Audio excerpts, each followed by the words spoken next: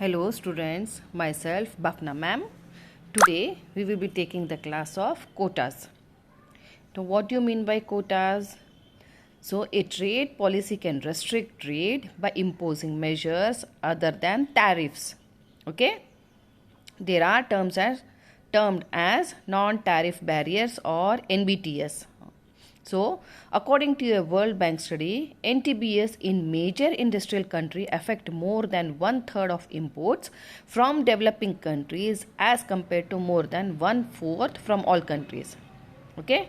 Again, I will read here. A trade policy, एक policy है, can restrict trade by imposing measures other than tariffs. Other than tariffs, impose करती है, restrict करती है trade. Okay, there are termed as non tariff barriers. उसको non tariff barriers कहते हैं या NBTS कहते हैं. वर्ल्ड ट्रेड स्टडीज़ के कारण, वर्ल्ड ट्रेड की स्टडी के मुताबिक NTBS यानी non tariff barriers in major industrial countries affect more than one third of import. जो इंडस्ट्रियल कंट्री है इफेक्ट होता है उनके ऊपर. One third of import effect होता है इंडस्ट्रियल, जो मेजर इंडस्ट्रियल कंट्रीज है, from developing countries as compare to more than one fourth from all countries. Okay, the quota is one form of NBT. Quota एक form है NBT का, यानी non barrier tariff. It is a restriction on the quantity of traded goods. Restriction है, एक traded goods है जो उसके ऊपर एक क्वांटिटी है, उसके ऊपर रोक लगाई जाती है. जो गुड्स ट्रेडेड है उतनी ही क्वांटिटी के ऊपर, उसके ऊपर लाने से रेस्ट्रिक्शन लगाई जाती है. In other words, quotas is the most common type of quantitative import और export restriction limiting the quantity of a product. यानी जो प्रोडक्ट या एक्सपोर्ट या इंपोर्ट कर रहे हैं उसके ऊपर, उस क्वांटिटी के ऊपर लिमिट लगाते हैं. दैट कैन बी इम्पोर्टेड और exported in a given free frame. Okay, typically per year उतने ही क्वांटिटी का प्रोडक्ट आपको एक्सपोर्ट या इंपोर्ट करना है. A quota is considered to be restrictive form of protection policy. Okay, restrictive form of protection policy. Import quotas normally raise prices of goods for two reason. जो import quota है, prices raise हो जाते हैं goods के दो कारण है उसके. They limit the supply of imported goods. Okay, they limit the supply of imported goods के ऊपर जो सप्लाई होती है लिमिट रखते हैं. They provide little incentive to use price competition to increase sale. तो लिटिल इंसेंटिव होते हैं, प्राइस कंपटीशन जहाँ पे रहता है, प्रोवाइड करते हैं टू इंक्रीज सेल्स. ओके, ये दो कारण है. अभी real world examples of quotas क्या है देखते हैं अपन. Though quotas as a protectionist measure have been banned by world trade organization. It continues to exist in some form or other. The protectionist measures have banned by World Trade Organization, it continues to exist in some form or other. एक continue हो रहा है, exist हो रहा है, किसी कारण के वश ये exist हो रहा है. Some real world examples over the years have been shared for your reference. The multi-fiber arrangement, MFA, ये क्या है? Is a form of bilateral quota. See, this is a form of bilateral quota for export and import of apparel and textiles. Okay, bilateral quota for export and import textiles के लिए है bilateral quota. Under MFA, multi-fiber arrangement, each country is allowed to receive and send only a specific volume of apparel and textiles to each other. समझा? अंदर MFA यानी multi-fiber arrangement में each country is allowed to receive or send only a specified volume of apparel and textile to each other. यानी एक country अलो होती है, each country, हर एक country सिर्फ उतनी ही स्पेसिफाइड वॉल्यूम में आप रिसीव कर सकते हैं या सेंड कर सकते हैं टेक्सटाइल्स को. यानी टेक्सटाइल्स के जो गुड्स रहते हैं, रिसीव करना है या सेंड करना है तो स्पेसिफाइड वॉल्यूम ही रखा है, उसके ऊपर आप नहीं जा सकते हैं। Okay, the second point here is voluntary export restrain. Voluntary export restrain, VER, is a way to circumvent WTO ban on quotas. WTO यानी World Trade Organization's ban on quotas. A VER is an agreement between two countries. यानी voluntary export restraint agreement है दो countries के बीच में, whereby one country agrees to limit its export. यानी एक country agree करती है to limit its export, जो export करती है वो agree करती है एक लिमिट पर ही वो export करती है, to a certain number to another country. मैं रीड करती हूँ फिर, whereby one country agrees to limits its export to a certain number to another country. यानी certain number का वॉल्यूम जो रहता है, स्पेसिफाइड वॉल्यूम जो रहता है, certain number के अमाउंट्स के जो गुड्स रहते हैं एक्सपोर्ट करने के अनदर कंट्री में, तो उसमें थोड़ी अग्री करते हैं, एक लिमिट रोक लगाती है एक्सपोर्ट में. So for instance, in past, Japan has voluntarily restricted exports of its car to the USA. So Japan ने वॉलेंट्री रेस्ट्रिक्ट किया export of car to the USA to a certain number after the latter negotiated with Japan. उसके बाद में negotiate किया Japan में. ना भी types of quotas, अब टाइप ऑफ कोटास देखते हैं. Tariff quotas, see different forms of quota that are used for restricting trade. Quotas that are used for restricting trades. Some of them have been stated here. Tariff quota. This type of quota combines the feature of both the quotas. This tariff quota क्या है? It combines the feature of both the quotas as well as tariff on imported goods. Okay? ये Kota combine करता है दोनों के features, ये combine करता है features of both the quotas, okay, as well as tariff on imported goods. Goods upon a certain volume are allowed duty free. यहाँ पे क्या होता है, इस टाइप में जो गुड्स रहते हैं, सर्टन वॉल्यूम के जो गुड्स रहते हैं वो ड्यूटी फ्री रहते हैं, यानी उसके ऊपर टैक्स नहीं लगाया जाता है. Thereafter however a high tariff is imposed for any further import of same product. अगर उससे भी ज़्यादा कोई गुड्स इंपोर्ट करता है तो उसके ऊपर हाई टैरिफ यानी ज़्यादा टैक्सेस इम्पोज किया जाता है सेम प्रोडक्ट के ऊपर. So this form of quota has certain shortcomings. तो ये सर्टन शॉर्टकमिंग्स है इस कोटा में. So this may initially cause a rush in imported products as it attracts no tariffs.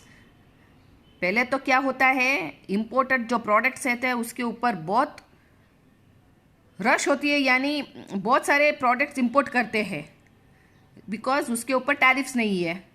And later suddenly the volume में fall. उसके बाद क्या होता है, जितना वॉल्यूम लाना पड़ता है, इंपोर्ट करना पड़ता है गुड्स को, तो उसमें गिरावट आ जाती है. Additionally the burden of the tariff will fall on the exporter. जिसने एक्सपोर्ट किया है तो बर्डन उसी के ऊपर पड़ेगा टैरिफ का. तो दिस में affect long term trade pattern. तो इसमें क्या होता है, लॉन्ग टर्म का ट्रेड पैटर्न वो अफेक्ट हो जाता है, क्योंकि पहले तो ड्यूटी फ्री रखते हैं, बाद में the burden falls on the exporter. तो टैरिफ ज़्यादा लगाते हैं तो वॉल्यूम उसका फॉल हो जाता है, क्योंकि टैरिफ ज़्यादा लगाते हैं उसके ऊपर. Second is unilateral quota. This form of quota imposed by an importing country places a limit on the total goods that can be imported. ये एक प्रकार का एक फॉर्म का कोटा है imposed by importing countries. आप जो माल इंपोर्ट कर रहे हैं वो इंपोर्टिंग कंट्रीज कहलाती है. places a limit on the total goods. एक गुड्स के ऊपर जो इंपोर्ट करते हैं उसके ऊपर लिमिट रोक लगाई जाती है, with or without prior negotiation with the exporting nation. या तो negotiation हुआ रहता है या नहीं भी हुआ रहता है, लेकिन there is a limit with the exporting countries. Okay, unilateral quota. Third is global quota. It is a variation of unilateral quota. ये एक प्रकार का वेरिएशन है, where the imports of the specific product आप इंपोर्ट कर रहे हैं specific products can be imported from anywhere in the world. Okay, so there is no restriction on how much may be imported from which country. तो इस global Kota में तो इसमें क्या होता है, no restriction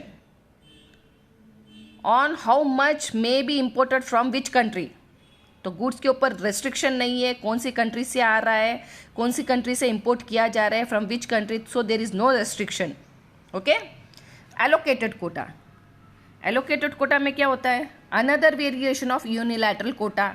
this form specifies the number of goods. क्या होता है, it specifies the number of goods that may be imported. ये स्पेसिफाई करता है कौन सा गुड्स, कौन सा number of goods may be imported from any specific country. Specific country में specifies the number of goods that may be imported under the broad umbrella of unilateral quota. In other words, the total number of imported goods is already specified. ये इतने number of goods है, imported है, specify हो चुका है, along with distribution of supply countries and its limits. Okay, तो distribution of supply country and its limits भी है उसमें. Bilateral quota. This form of quota allows both the trading countries, इसमें जो both the trading countries है, to mutually decide the quantities of the goods that may be imported. यानी दो countries mutually decide करते हैं the quantity of the goods that may be imported. कितने quantity of the goods import करना है या export करना है, वो म्यूचुअली डिसाइड करते हैं दोनों country between each other. This is done through an agreement. Okay, दोनों कंट्री एग्रीमेंट करती है, सुना है ना, तो that is called a bilateral quota. यहाँ पे mixing quota. This protectionist measure is usually imposed to bring out a balance between imposed to bring out a balance between domestically produced and foreign produced raw materials. ये protectionist major क्यों उठाया जाता है, क्यों impose किया जाता है mixing Kota, कि भाई बैलेंस बना रहे domestic produced and foreign produced raw material, दोनों में बैलेंस होना चाहिए ना. Domestic produced and foreign produced raw material used in domestic production. कहाँ पे यूज हुआ है, domestic production. An importing country will set a limit on the amount. The importing country है will set a limit on the amount or proportion of foreign manufactured raw materials that may be utilized in production domestically. Okay, the importing country will set a limit on the amount or proportion of foreign manufacturer raw material, जो एक proportion का जो foreign manufacturer raw materials है that may be utilized in production domestically. Mixing quota, जो raw material manufacture हुआ है foreign में, वो यूटिलाइज कहाँ होता है, प्रोडक्शन में डोमेस्टिकली. जो डोमेस्टिक कंट्री है उसमें प्रोडक्शन में यूटिलाइज हो जाता है mixing quota. Next is import licence. Under this system every importer is required to obtain a licence. जो कोई इम्पोर्टर है, जो कोई इम्पोर्ट्स करता है good, he is called importer, is required to obtain a licence for import of any product from authority. तो authority से licence लेना पड़ता है. If the government decides to reduce imports of a certain products, अगर government decide करती है कि imports का जो सर्टेन प्रोडक्ट्स है उसको रिड्यूस करना है, तो it can decide a stop renewing licence. तो वो रिन्यू नहीं कर सकती है लाइसेंस, तो वो स्टॉप कर सकती है गवर्नमेंट, और इशूइंग फ्रेश वंस, और इशू भी कर सकती है fresh ones. This way the imported quantity will automatically reduce. तो इम्पोर्टेड क्वांटिटी जो है ऑटोमेटिकली रिड्यूस हो जाएगा import licence. The types of quotas. Now what are the effects of quotas imposition. Quota impose करने से क्या क्या इफेक्ट होता है. When a quota is imposed by an importing country, several effects are experienced within an importing country. Some of them are shared below here. A quota reduces the quantity of goods.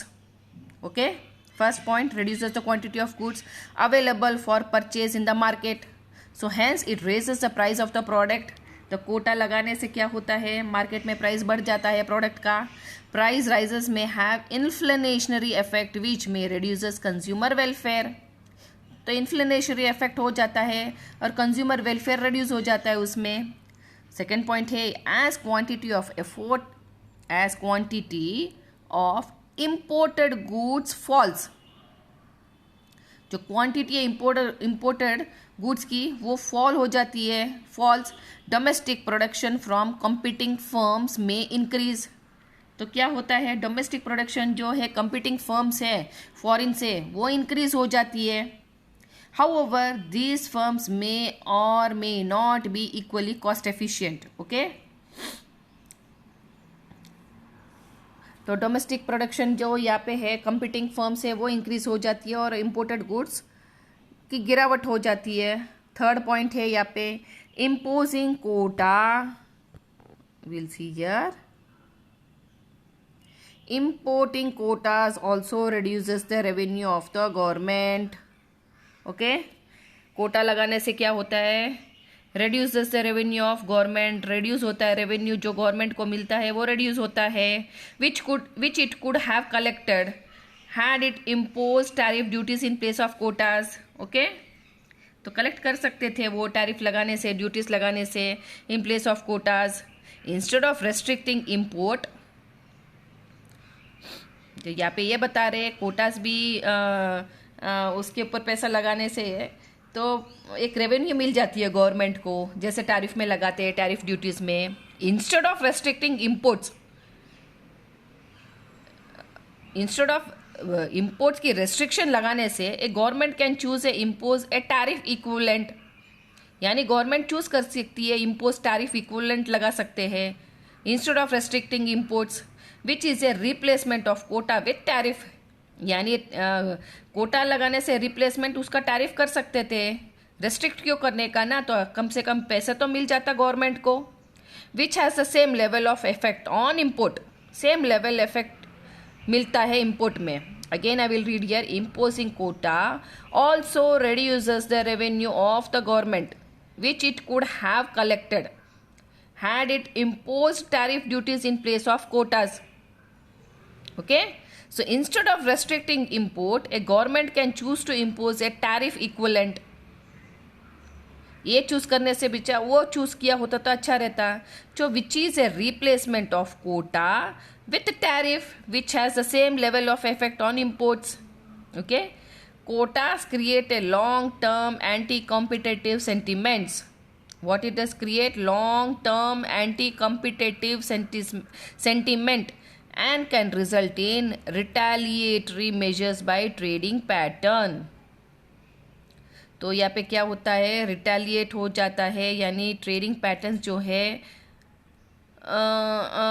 एक retaliate मैं इसमें ये कह सकती हूँ, एक गुस्सा रहता है उसमें. जो मेजर्स ट्रेड पैटर्न्स जो रहता है गवर्नमेंट जो रिटेलिएट करती है कि भाई ये इम्पोज करती है, तो उसमें एक मुद्दे का विवाद हो जाता है ट्रेडिंग पैटर्न्स में. तो quotas create a long term anti competitive sentiments.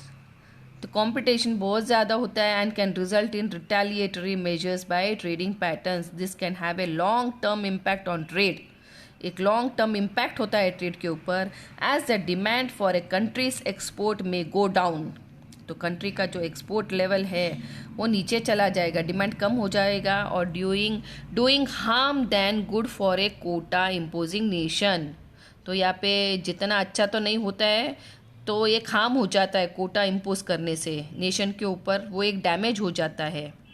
Okay, तो again I will read here quotas create a long term competitive sentiment यानी anti competitive sentiment and can result in retaliatory measures by trading pattern.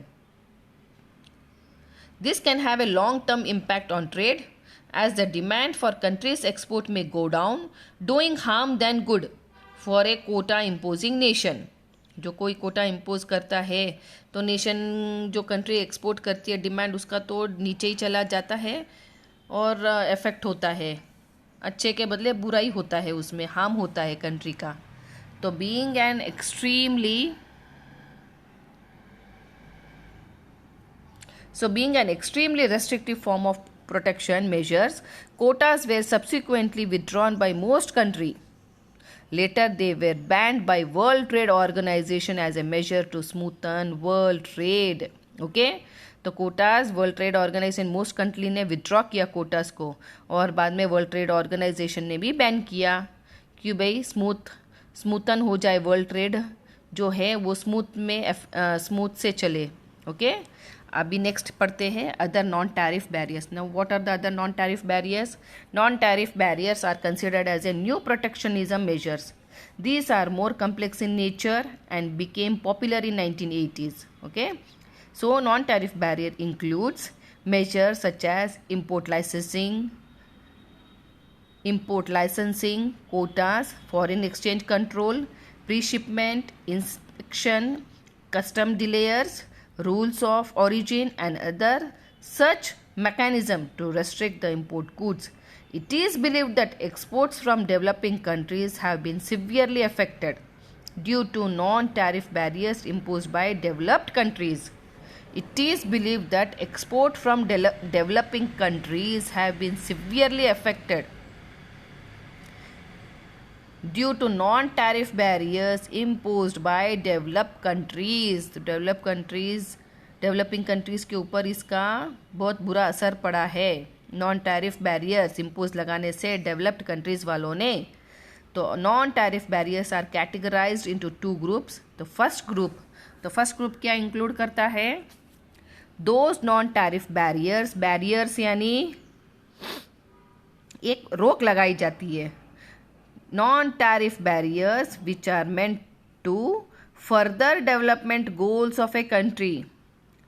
Those non tariff barriers which are meant, ये किसके लिए है? Further development goals of a country, development हो जाए ये goal है country का। They are generally imposed by developing nations. ये क्यों कौन इम्पोज करता है? Developing nations, to prevent the outflow of foreign exchange, to prevent the outflow of foreign exchange. Okay, see, these traditional non-tariff barriers include import licensing, import quotas, foreign exchange regulations and canalization of imports. First group A include करता है non-tariff barriers. Second group, what does it includes? Those non-tariff barriers which are mostly used by developed countries to protect their domestic industries. Second group में क्या include होता है? Developed countries protect their domestic industries which may have, यानी जो developed countries है they want to protect their domestic industries which may have lost international competitiveness due to foreign trade. Okay. So sometimes countries also wish to protect sectors which are politically sensitive. Voluntary export restraints is an example of such measures. So voluntary export restraint is an example of such a measures. Okay, the second group A include करता है. Now, what are the reason for imposing non-tariff barriers? There could be several reasons why developed or developing countries may want to impose non-tariff barriers instead of tariff barriers. They want to impose non-tariff barriers instead of tariff barriers. See, some of the reasons are as follows. तो developed और developing country impose क्यों करना चाहते हैं non tariff barriers, और tariff barriers नहीं लगा के नॉन टैरिफ बैरियर्स लगाना है? कारण क्या है? The industrialized country find it easier to regulate foreign trade. Regulate यानी govern. तो जो industrialized country है they find it easier to govern foreign trade through non-tariff barriers with mechanism such as severe inspections at customs. So severe inspection लगाते हैं जो goods trade करते हैं at customs. Hygiene maintain करना है, एनवायरमेंटल रेस्ट्रिक्शंस देखना है, क्वालिटी स्टैंडर्ड्स एक्सेट्रा, तो वो गुड्स का देखते हैं। तो इसलिए industrialized country find it easier to regulate foreign trade through non tariff barriers, यानी गवर्न करता है foreign trades. Developed countries can impose, developed countries यानी एग्जाम्पल देख लीजिए USA, they countries can impose non tariff barriers selectively on country, कुछ selective countries है उसके ऊपर इम्पोज कर सकते हैं non tariff barriers, while they can impose on some countries, तो सम कंट्रीज भी रहती है, कुछ कंट्रीज भी रहती है उसके ऊपर भी लगा सकते हैं, to exempt some countries from them, okay, तो कुछ कंट्रीज एग्जेम्प्ट कर भी देते हैं. So this is difficult to administer which tariffs are involve, तो it is difficult to administer which tariffs are involve in developed countries.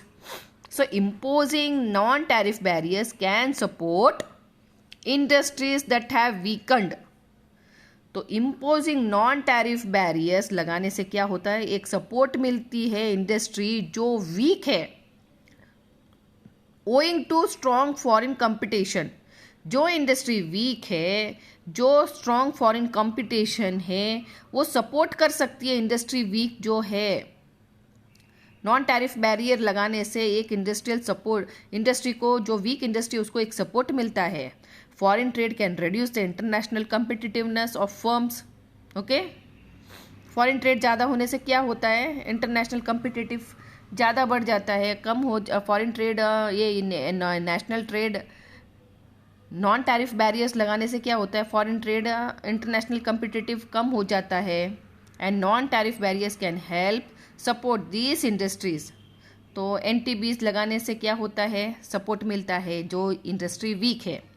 तो sometimes a government may want to support politically sensitive factor, okay, तो which are critical to its existence. Non-tariff barriers in such case can be introduced to support them. There are interest groups or corporate lobbies in a country. There are interest groups or corporate lobbies in a country that may influence the government to introduce non-tariff barriers. से certain interest groups है, corporate lobbies है country में, वो influence करता है government को non tariff barriers introduce कीजिए. That influence trade rules, उस इन्फ्लुएंस से क्या होता है, trade rules and regulation in the absence of tariffs, okay, तो ट्रेड रूल्स बढ़ता है, regulations in absence of tariffs, okay. तो नेक्स्ट पॉइंट यहाँ पे है forms of non tariff barriers. तो what are the forms of non tariff barriers?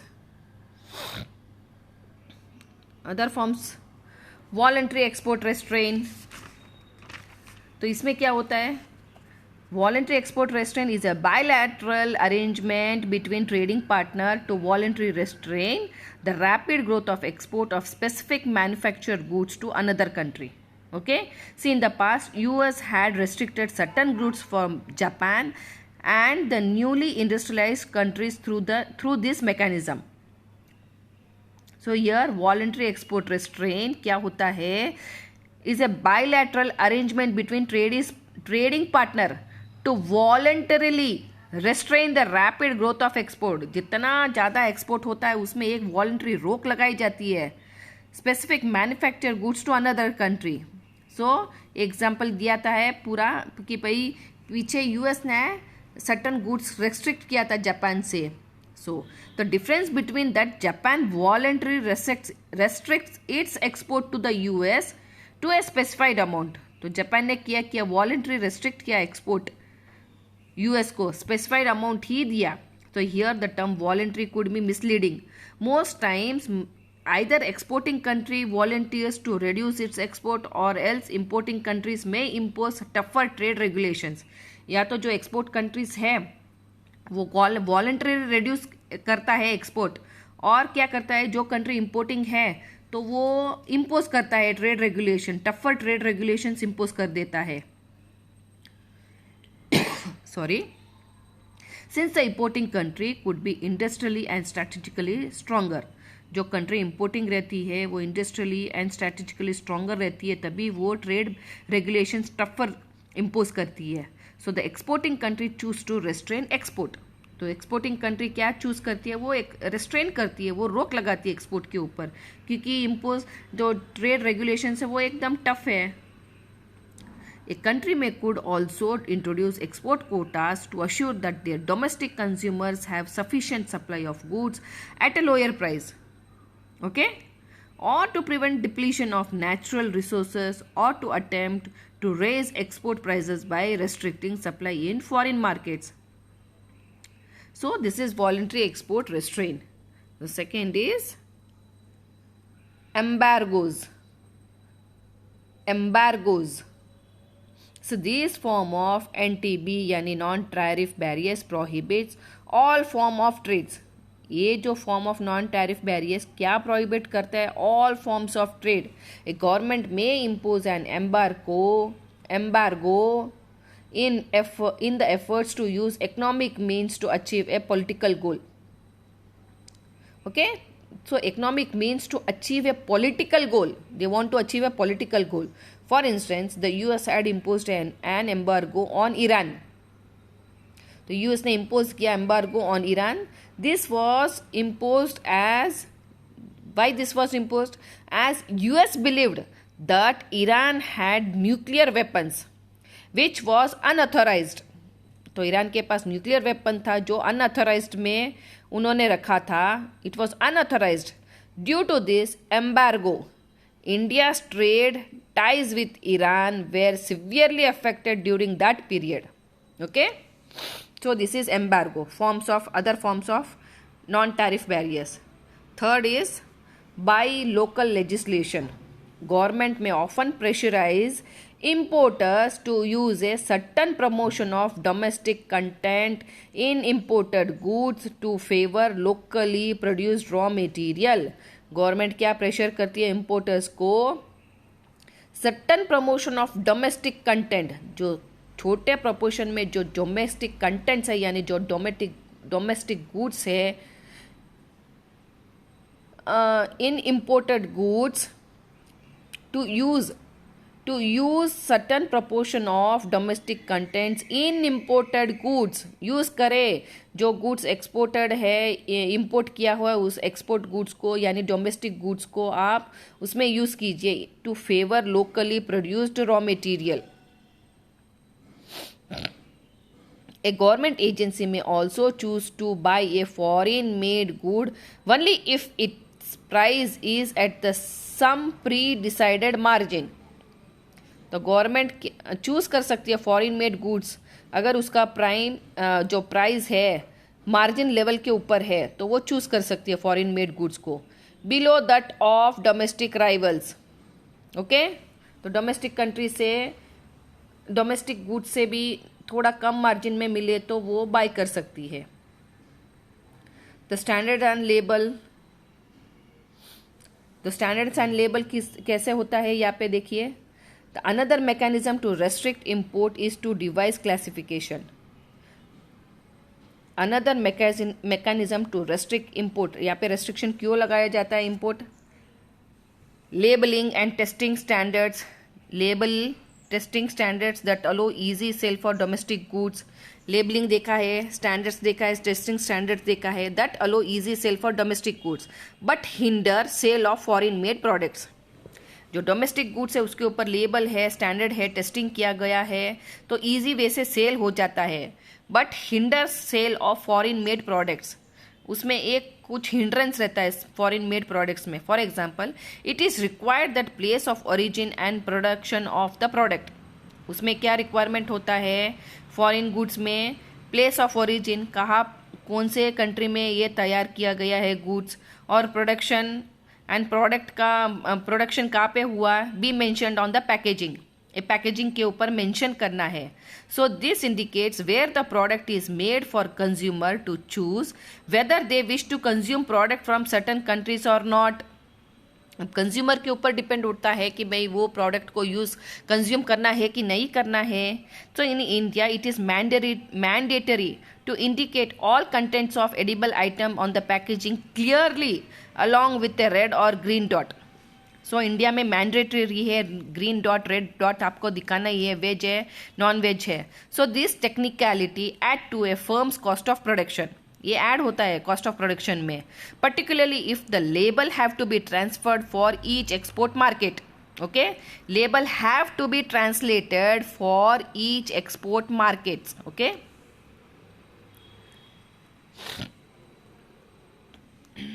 see, as production chains become global में production change, as a production chains become a global, raw materials, designs and labor are dispersed across many countries.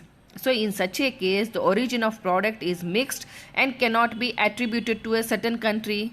These concerns become difficult to address.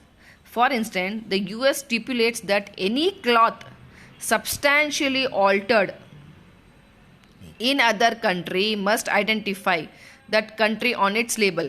जो कोई भी label है, US स्टिपुलेट्स के, US क्या कहते हैं, जो कोई क्लॉथ है सब्सटेंशियली कुछ ऑल्टर हुआ है in other country, must identify that country on its label. तो आइडेंटिफाई होना चाहिए लेबल के ऊपर. As a result, designer like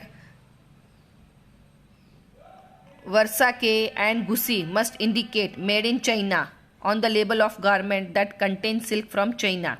तो ये लेबल होना चाहिए. स्टैंडर्ड है, लेबल है, आपने देखा होगा लेबल मार्केट में कि कौन से स्टैंडर्ड का है गुड्स, लेबल देखा जाता है. So the noble purpose of introducing label and standards was to protect the safety और हेल्थ ऑफ डोमेस्टिक पॉपुलेस. तो ये पर्पस क्या है इसका, लेबल और स्टैंडर्ड का? To protect the safety and health of domestic populace. जो डोमेस्टिक गुड्स होते हैं, तो जो होम कंट्री रहती है उनका प्रोटेक्शन देखा जाता है कि भाई का लेबलिंग और स्टैंडर्ड कितना अच्छा है करके. So this days however foreign firms argue that standard have become a tactical method of providing protection to domestic firms. So further it is argued that there is no clarity or no way of even knowing when and why certain goods are restricted for legitimate safety and health reason, or are they arbitrarily kept to safeguard domestic industries. तो ये यहाँ पे argument भी हुआ इनके बीच में.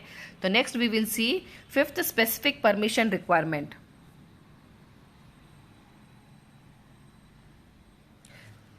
Under this form of NTB, government requires potential traders to secure approvals and permission from government authorities before conducting trade transaction.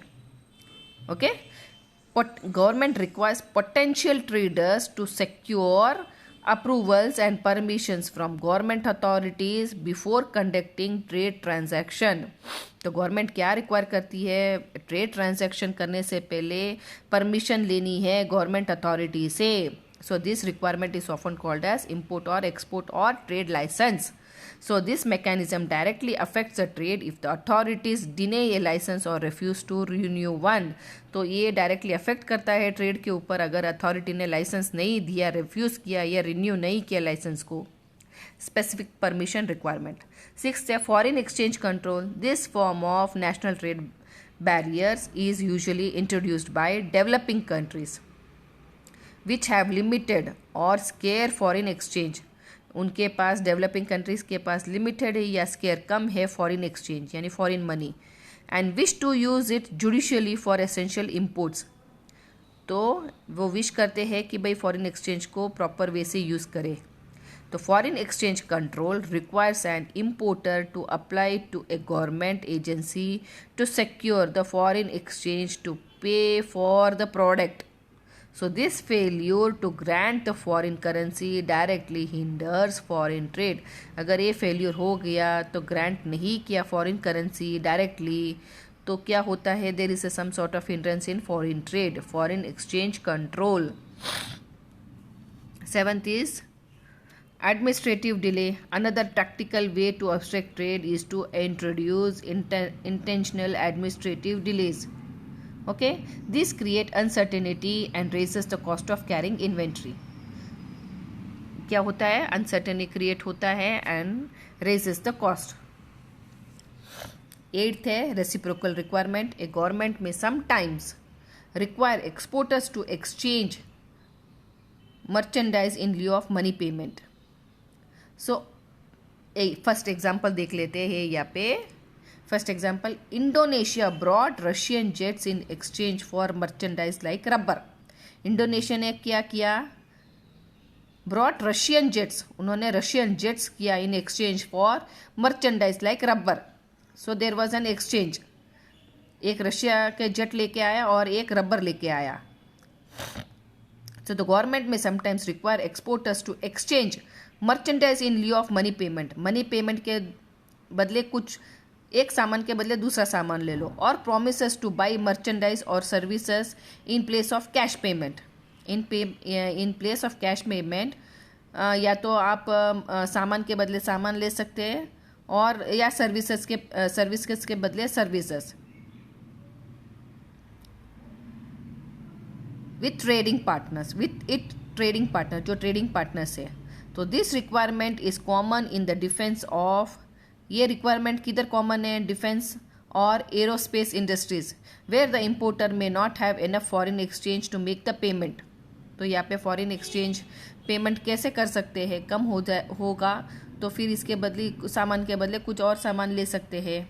Reciprocal requirement उसको बोलते हैं. Restriction on services. Services are the fast growing sector in foreign trade. When introducing restrictions on internationally traded services, अगर restriction लगाया जाता है internationally traded services, country may consider 4 factors. So country 4 factors को consider करती है. Essentiality. Does a certain industry serve a strategic purpose or provide social assistance and welfare to the citizens? तो ये industry का देखा जाता है कि स्ट्रैटेजिक पर्पस के ऊपर है या सोशल असिस्टेंट प्रोवाइड करती है या वेलफेयर ऑफ सिटीजन्स के लिए है. इफ़ यस, गवर्नमेंट में prohibit private companies both foreign और डोमेस्टिक. तो गवर्नमेंट प्रोहिबिट करती है फॉरेन और प्राइवेट और डोमेस्टिक कंट्रीज को. For example, entry of private players in railway service in India is prohibited. Okay, sometimes authorities may set price control for private players or subsidize government own service agencies and create disincentive for private foreign competitors. तो private companies को prohibit करती है.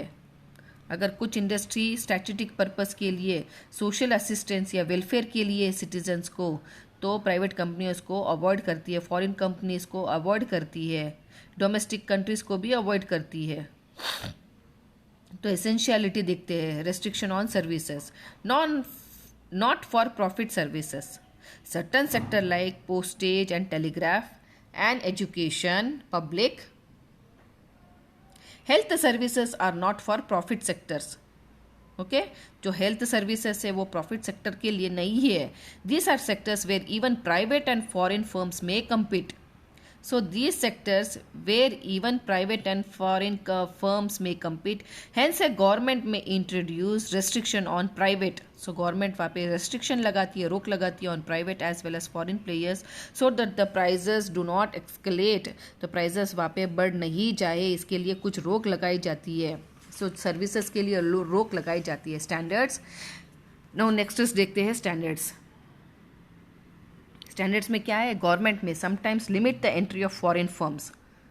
Okay, sometime limit करती है foreign firms को individuals into a certain service profession such as lawyer, teacher, accountant.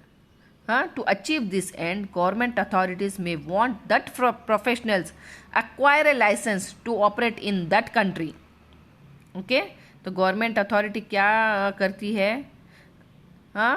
They want that professionals acquire a license to operate in that country. एक licence acquire करती है कि भाई आप उस कंट्री में आप अपना काम कर सकते हो, तो एक लाइसेंस चाहिए उसमें स्टैंडर्ड.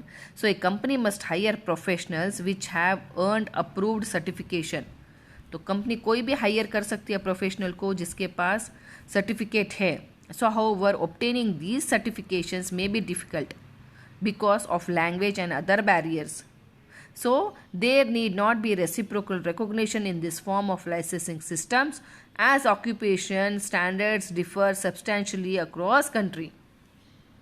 Okay, next standard हो गया immigration. See, if a service provider such as doctor obtains certificates does not guarantee him or her that he can work in a foreign country. Again I am repeating here, if a service provider such as a doctor obtains a certification does not guarantee him or her that he can work in foreign country, strict immigration norms are often introduced. strict immigration norms are often introduced so that the domestic or foreign firms operating in a country first extensively search for qualified personnel locally before they even apply for work permits for foreign personnel. This makes hiring a foreign difficult in most countries. So this make hiring a foreigner. Sorry, this makes hiring a foreigner difficult in most countries. Okay. तो यहाँ पे strict immigration norms are often introduced. Now, what are the disadvantages of national tribal non-tariff barriers? See, there are several demerits of introducing non-tariff barriers for trading countries. Some of them have been stated below. Non-tariff barriers are less transparent and are harder to identify. Less transparent and harder to identify. Okay? Less transparent and harder to identify. Due to this, the impact on exporting country trade volumes are difficult to quantify. The impact क्या होता है exporting countries trade volumes are difficult to quantify. तो non-tariff barriers are considered unfair. तो वो non-tariff barriers को unfair considered कहा गया है. They do not treat exporter and domestic firms equally. So they do not treat exporters and domestic firms. जो exporters रहता है, जो डोमेस्टिक फर्म्स रहते हैं, उसको इक्वली ट्रीट नहीं किया जाता है. Often it is an exporters with less bargaining power that are mostly affected. Okay, the exporters with less bargaining power बहुत लेस होता है, that are mostly affected non tariff barrier से. These barriers are against the world trade organization principles of non discrimination and transparency. तो third point ये है, the barrier are against the world trade organize principles. Okay, the procedural cost to the non-tariff barriers imposing country and to the world as a whole are very high. बहुत ज़्यादा है non-tariff barriers. Cost to the non-tariff barriers imposing country and to the world as a whole are very high. Though non-tariff barriers are introduced to protect certain interest of the importing nations. क्यों किया गया है introduce? Protect certain interest of importing nation. To protect certain interest of importing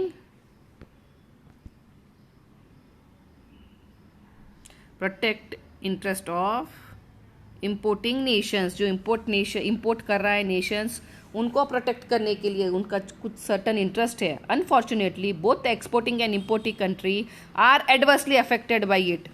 तो उनको protect करने के बीच में बदले एडवर्स अफेक्ट हो रहा है.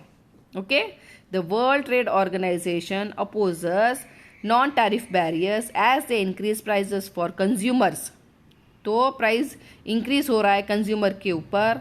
Cause loss in tariff revenue, loss हो रहा है, टैरिफ रेवेन्यू नहीं मिल रही है. And create an inefficient resource allocation as competition reduces. Inefficient resource create होता है एंड कंपटीशन रिड्यूस होता है वहाँ पे. So it is mostly the developing countries that are exporting goods to developed countries that get negatively affected due to non tariff barriers. ये non tariff barriers लगाने से क्या होता है, एक्सपोर्टिंग कंट्रीज जो डेवलपिंग कंट्रीज है, जो गुड्स एक्सपोर्ट करता है डेवलप्ड कंट्रीज को, नेगेटिव इफेक्ट मिलता है उनको. तो नेक्स्ट क्या है, it is mostly an Asian Development Bank research study observed that various forms of complex administrative protections are applied with increasing discrimination between foreign and domestic goods. So there is a discrimination between foreign and domestic goods. The various forms of complex administrative protections are applied with increasing discrimination between foreign and domestic goods, causing such trade arrangements to reign over globally efficient multilateral trade arrangements. Okay, उन्होंने ये observe किया, various forms of complex administrative protections are applied with increasing discriminations. Protections दिया है, apply किया increasing discrimination जो हो रहा है फॉरेन एंड डोमेस्टिक गुड्स, उनको एडमिनिस्ट्रेटिव प्रोटेक्शंस मिल रहा है, जो such trade arrangements to reign over globally efficient multilateral trade arrangements. So to summarize, this chapter discuss the types of trade policy, namely free trade and protections. तो ये chapter उसके बारे में डिस्कस हुआ है, trade policies, free trade, protections के बारे में डिस्कस हुआ है. Both this policies have their own set of advantages and disadvantages. The chapter also discuss the tariffs and non tariff barriers to trade, including their forms and implication on trading countries. So we will go for next chapter, terms of trades, in next video. Okay, so we will end the video here.